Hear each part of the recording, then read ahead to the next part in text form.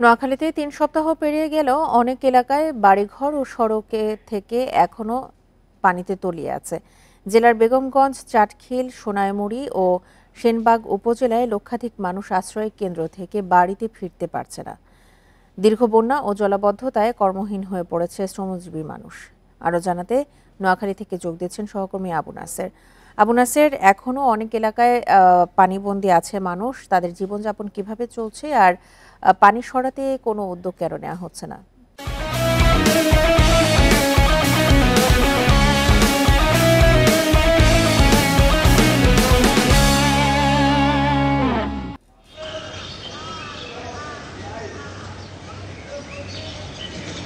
নোয়াখালীতে মূলত দীর্ঘদিনের জলাবদ্ধতা সংকট, এটি অনেক বছরের।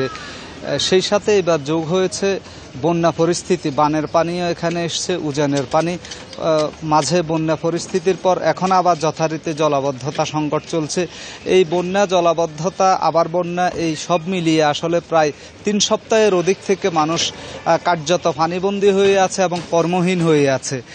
শহরের বেশিরভাগ এলাকাতেই এখনো পানি আছে। একেবারে প্রধান সড়কের আশপাশের যেসব এলাকা রয়েছে সেখানে যেমন পানি আছে, আবার অলিতে গলিতে যেই ঘরবাড়িগুলো রয়েছে সেগুলো পানির নিচে নিমজ্জিত হয়ে আছে। পাশাপাশি আপনার গ্রামগুলো যেগুলো রয়েছে, উপজেলা পর্যায়ে যত গ্রাম আছে, ইউনিয়ন আছে, সবগুলোতেই পানির পরিমাণ অনেক বেশি। গতকাল বেগমগঞ্জের বিভিন্ন জায়গাতে আমার ঘুরে দেখার সুযোগ হয়েছে এবং সেখানে বেশ কিছু এলাকা এখনো নৌকা ছাড়া যাতায়াতের কোনো ব্যবস্থা নেই। নৌকাই একমাত্র বাহন সেখানে চলাচলের জন্য, হাট বাজারে আসার জন্য, বাড়িঘরে যাওয়ার জন্য, দোকানপাটে, এবং ইভেন আশ্রয়কেন্দ্র থেকে বাড়িঘরে ফিরতে হলেও নৌকা ছাড়া উপায় নেই, আবার আশ্রয়কেন্দ্রে যেতে হলেও নৌকা ছাড়া উপায় নেই। এই যে অবস্থা, এই পরিস্থিতিতে মানুষ বারবারই বলছেন যে দিনের পর দিন খালগুলো দখল করে ফেলার কারণে, জায়গায় জায়গায় বাদ দেওয়ার কারণে, কোথাও কোথাও খালে বেয়াল জাল যেটাকে বলা হয় সেটি দিয়ে প্রতিবন্ধকতা তৈরির কারণে এই দুর্ভোগ তৈরি হয়েছে।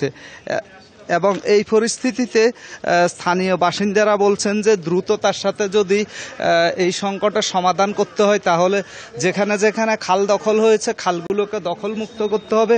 পাশাপাশি এখানে যেই খালগুলো দীর্ঘদিন সংস্কার করা হচ্ছে না, কাটা হচ্ছে না, খালগুলোকে কাটতে হবে।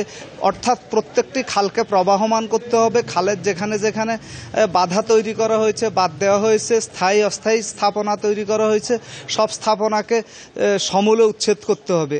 এখনই যেহেতু একটি অন্তর্বর্তীকালীন সরকার, এই সময়টাকে মানুষ একেবারে সবচাইতে গুরুত্বপূর্ণ সময় হিসেবে বিবেচনা করে ভুক্তভোগী লোকজন বলছে এখনই যদি এই সংস্কার কার্যক্রম, খালাও নেওয়া হয়, উচ্ছেদ কার্যক্রম নেওয়া হয়, তাহলে এই দীর্ঘদিন থেকে যেই জলাবদ্ধতার সংকট, যেই বন্যা পরিস্থিতিতে মানুষের জনজীবন একেবারে স্থবির হয়ে যাচ্ছে, কৃষি, অর্থনীতি, মৎস্য, জীবন আচরণ সবকিছুতে যে একটা বিরূপ প্রভাব পড়ছে পরিবেশ প্রকৃতিতে, এই থেকে এখানকার মানুষ রক্ষা পাবে। এবং এই লক্ষ্যে অনতিবিলম্বে একটি টাস্ক ফোর্স গঠন করে কোথায় কোথায় খালকে দখল করা হয়েছে, কোথায় কোথায় খাল দিনের পর দিন কাটা হয় না, এইগুলোকে একেবারে সুনির্দিষ্টভাবে চিহ্নিত করে একটা কর্মপরিকল্পনার মাধ্যমে খালগুলোকে প্রবাহমান করতে পারলে এই জলের যন্ত্রণা থেকে এখানকার মানুষ মুক্তি পাবে। এই হচ্ছে এখানকার সর্বশেষ। নোয়াখালী থেকে জানাচ্ছিলেন সহকর্মী আবু নাসের।